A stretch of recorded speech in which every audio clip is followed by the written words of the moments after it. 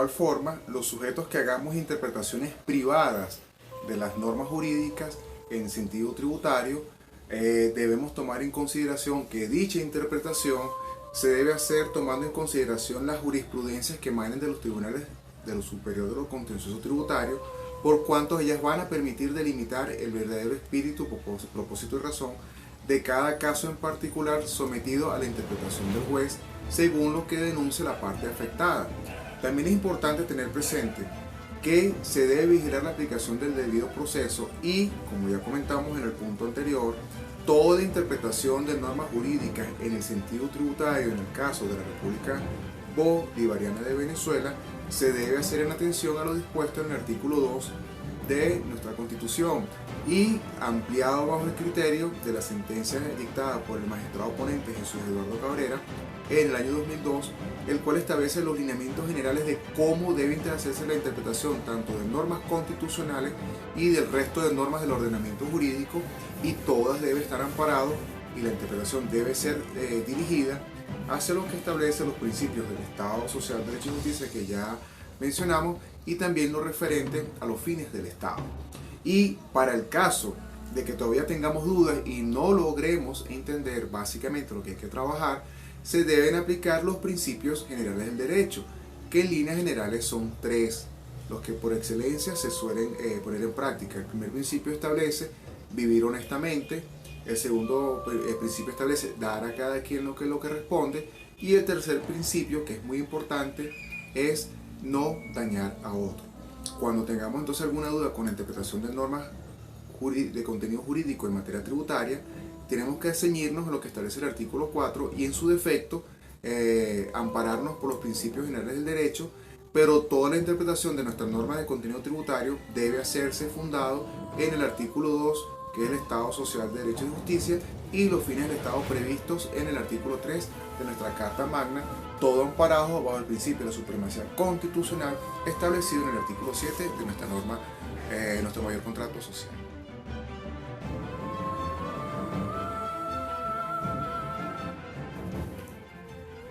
Continuando entonces con nuestro análisis de las diferentes formas de interpretación de las normas jurídicas en sentido general y también en sentido tributario, de acuerdo a Wikipedia, nos establece que la interpretación va a atender a las siguientes premisas. Como primera premisa, explica o explana esta fuente que en atención a la gente que la lleva a cabo, es posible distinguir entre interpretación pública e interpretación privada. En lo referente a la interpretación pública se clasifica en interpretación legal, interpretación judicial, que es nuestra materia, que son las tendencias jurisprudenciales, es decir, son las interpretaciones que hacen los jueces de los superiores de lo contencioso tributario de las normas que le someten a su consulta cuando una parte afectada, en este caso el contribuyente o el responsable, ejerce un recurso contencioso tributario y en el cual le alega al juez que la aplicación de la norma es inadecuada por cuanto la interpretación que le dio el sujeto activo, en este caso la administración tributaria nacional, estatal, municipal o parafiscal, o la administración especial de algunas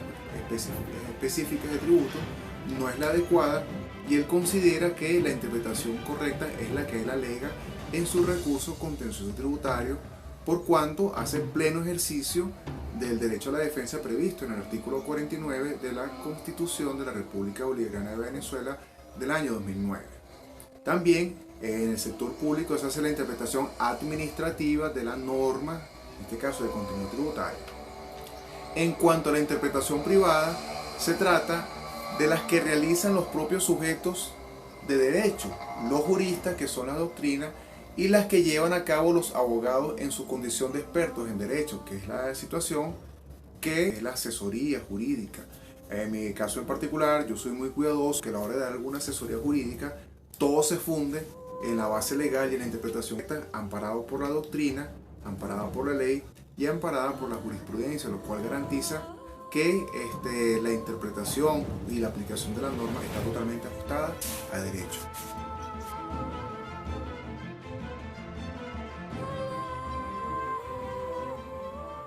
Siguiendo con el estudio de la interpretación de la norma jurídica y ya concluyendo que la interpretación judicial es la interpretación que hace el órgano judicial, en solicitud de la parte afectada, en este caso el contribuyente, también nos continúa explicando nuestra fuente en Wikipedia lo referente a la segunda perspectiva del resultado. En este caso, la segunda premisa establece que desde las perspectivas del resultado que conduce,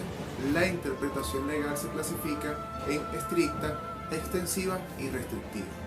En cuanto a la interpretación estricta, es aquella que conduce a la conclusión de que el texto legal debe ser interpretado únicamente a los casos que él expresamente menciona, sin extenderse a más casos de los que contempla, ni restringirse a menos de los señalados por el legislador. Es la famosa interpretación estricta. Es el caso que sucede que la ley se aplicará taxativamente en estos casos. Típico ejemplo sería la imposición de sanciones previstas desde el artículo 99 en adelante del Código Orgánico Tributario. Indica expresamente de forma estricta cómo debe aplicarse la ley en el caso de que se detecten ilícitos formales, ilícitos materiales e ilícitos penales. Después encontramos como la segunda premisa la interpretación extensiva, en la cual aquella es la que como resultado de la misma se concluye que la ley debe aplicarse a más casos o situaciones de los que está expresamente mencionada. La materia tributaria es el famoso caso de la norma tributaria en blanco. Por ejemplo, cuando establece en materia de sanción que cualquier otro deber formal no previsto en este código de la ley respectiva. Después encontramos la otra forma de interpretación como tercera premisa, la interpretación restrictiva, la cual establece que es aquella en cuya virtud se desprende que la ley objeto de la interpretación debe aplicarse a menos situaciones de las que en ella se menciona expresamente. Son casos muy particulares y de allí que ante la duda se ejerza el recurso de consulta, se ejerza en la consulta tributaria, disculpen, no es un recurso, se ejerce la consulta tributaria, en este caso puede ser ante el CENIAT, dado el caso o bajo la premisa de que el intérprete particular, el abogado, el jurista, el contador, no entiende el alcance, propósito y razón de la norma y el espíritu y propósito y razón que planteó el legislador.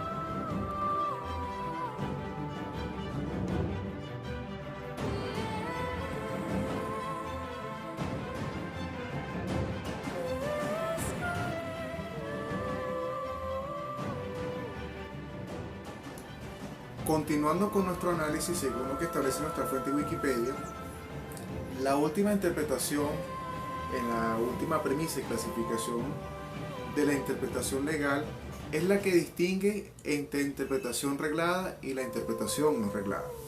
En cuanto a la premisa referente a la interpretación reglada, es aquella que en cuanto al método que debe seguir el intérprete para establecer el o los significados de las normas legales interpretadas, se encuentra normado por el respectivo ordenamiento jurídico, que es nuestro caso. La norma que establece la interpretación en sentido tributario está en el artículo 5 del Código Orgánico Tributario y por remisión automáticamente, al ver la forma de interpretación principal, es la que está en el artículo 4 de nuestro Código Civil. Es decir, ya hay una interpretación normada. Y el artículo 4 del Código Civil nos permite que en caso de que no tengamos una guía de interpretación de lo que quiere explicar la norma, podemos acudir a otras técnicas y otras herramientas, y en caso de que no encontremos, podemos aplicar los principios del derecho como máxima premisa. De igual forma, la interpretación no reglada, en contraste, es aquella que no se encuentra regulada por el ordenamiento, de modo tal que el intérprete puede atribuir el significado a la norma legal de una manera más libre que en la anterior interpretación de la ley. En este caso, suele pasar que las personas particulares solemos dar interpretaciones a la ley de una forma que no tiene fundamento, es decir, interpretamos las normas desconociendo que hay una forma de interpretar la ley dispuesta por la legislación, y lo que constituye que las afirmaciones o negaciones que hagamos en cuanto a la aplicación de alguna ley es una interpretación no reglada y por consiguiente no ajustada al Estado de Derecho y por consiguiente carece de validez.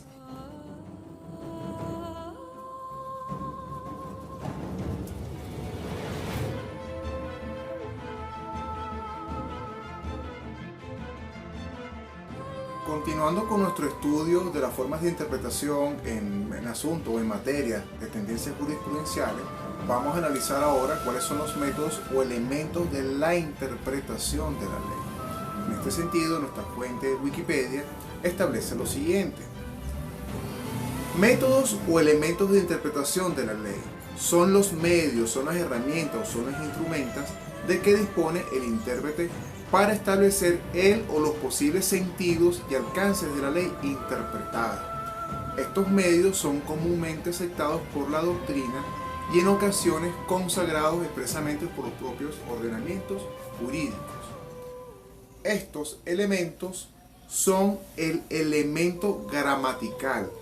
el histórico, el lógico, el sistemático y el teleológico, los cuales vamos a entrar a conocer a continuación. En cuanto a la primera referente al elemento gramatical, es aquel que permite establecer el o los sentidos y alcances de la ley, haciendo uso del tenor de las propias palabras de la ley, tal como lo establece el artículo 4 de nuestro Código Civil de Venezuela. Pero el legislador parte del supuesto que la voluntad e intención del legislador está impregnada en la ley, y como la ley está escriturada, entonces la mejor manera de descifrar la verdadera intención legislativa es a través de las palabras de que hace éste. Ese sería en cuanto al sentido gramatical. La segunda premisa establece lo referente al elemento histórico, el cual permite interpretar el derecho legislado aludiendo para ello a la historia del texto legal que se trata de interpretar. Esta historia se ve reflejada en cada una de las historias o etapas del proceso de formación de la ley. En nuestra Constitución Nacional claramente está establecido cuáles son las etapas del proceso de formación de las leyes, las cuales vamos a pasar a explicar a continuación.